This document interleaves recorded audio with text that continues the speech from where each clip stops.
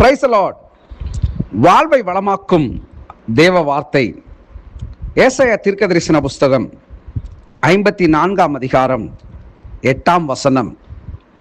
அற்ப காலம் மூண்ட கோபத்தினால் என் முகத்தை இமைப்பொழுது உனக்கு மறைத்தேன், ஆனாலும் நித்திய கிருபையுடன் உனக்கு இறங்குவேன் என்று கர்த்தராகிய உன் மீட்பர் சொல்லுகிறார்.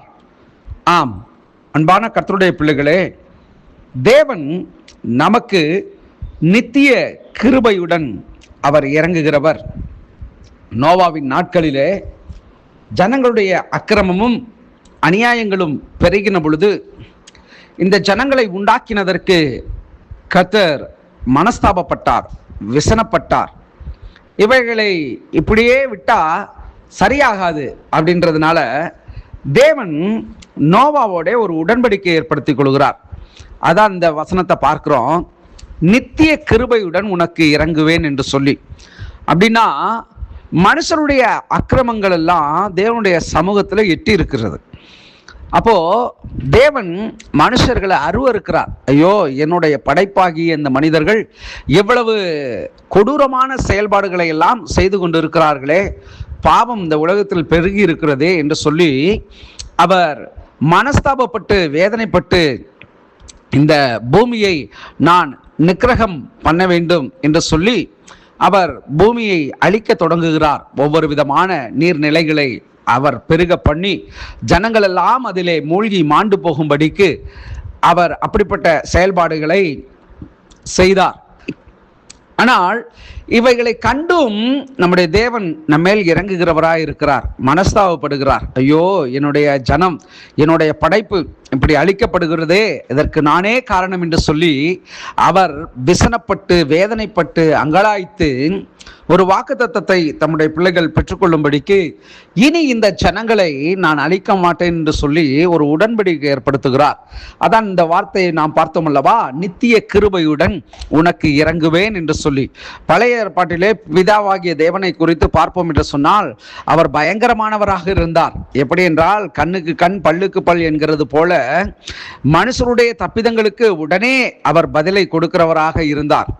ஆனால் புதிய ஏற்பாட்டு நாட்களிலே இந்த ஜனங்களுடைய அக்கிரமங்கள் அநியாயங்கள் பாவங்கள் இவைகள் எல்லாம் நிவர்த்தி செய்கிறதற்கு இந்த பாவத்தில் விமோச்சனம் அப்படின்றால் இந்த பாவத்திலிருந்து மீட்பு விடுதலையை கொடுக்க வேண்டும் என்பதற்காக தன்னுடைய சொந்த குமாரனாகிய கிறிஸ்து இயேசுவை இந்த உலகத்திற்கு பலியாக ஒப்பு கொடுத்தார். பிதாவானவர் தம்மிடத்தில் அன்பு கூர்ந்த தன்னுடைய குமாரனாகிய கிறிஸ்துவை நம்முடைய மீறுதல்கள் நிமித்தம் அவரை நமக்காக தந்தருளினார், ஒப்பு கொடுத்தார். ஆகவே கிறிஸ்து இயேசு இந்த உலகிற்கு வந்த பொழுது நம்முடைய அநியாயங்கள் பாவங்கள் அக்கிரமங்கள் எல்லாம் அவர் மேல் சுமத்தப்பட்டது. அவர் சிலுவையிலே மரித்து 3ஆம் நாளிலே உயிருடன் எழுந்து தன்னுடைய ரத்தம் முழுவதையும் சிந்தி வாரினாலே அடிக்கப்பட்டு காயங்களை ஏற்றுக்கொள்ளப்பட்டு சிலுவையில் அறையப்பட்டு கல்லறையில் அடக்க பண்ணப்பட்டு 3ஆம் நாளிலே உயிர்த்தெழப்பட்ட தெய்வமாக இருக்கிறார். இப்படி தேவன் நம்மேல் வைத்த அந்த அன்பை கிறிஸ்து இயேசுவின் மூலியமாக ஈடு கட்டி, அதாவது ரத்தம் சிந்தி, அங்கே ஒரு ரத்தம் சிந்துதல் வேண்டும் என்பதை அவர் வெளிக்கொணர்ந்து தன்னுடைய சொந்த குமாரனாம் கிறிஸ்து இயேசுவை பலியாக ஒப்பு கொடுத்தது நிமித்தம் இன்றைக்கு அந்த கிருபையானது நமக்குள் வேலை செய்கிறதா இருக்கிறது. ஆகவே தான் இந்த வார்த்தையை நாம் பார்த்தோம், நித்திய கிருபையுடன் உனக்கு இறங்குவேன் என்று சொல்லி. ஒவ்வொரு நாளும் நாம ஜீவிப்பது அவருடைய கிருபை. நமக்காக பலியிடப்பட்ட பலியாகிய கிறிஸ்து இயேசுவை நாம் நினைவு கூற வேண்டும். என்னுடைய பாவத்திற்காக நான் தலை கொடுக்க வேண்டிய இடத்திலே அவர் தலை கொடுத்து தலை குனிந்தார். ஆகவே இந்த நாளிலே தேவன் நமக்கு இறங்குகிறவராய் இருக்கிறார். நாம் விட்டு வந்த சகல பாவ அடிமைத்தனங்களுக்கு மறுபடியும் திரும்பாதபடிக்கு நம்முடைய வாழ்க்கையை எச்சரிக்கையுடன் நாம் நடத்துவோம். கர்த்தர் நம்மை ஆசீர்வதிப்பாராக. ஜெபிப்போம்.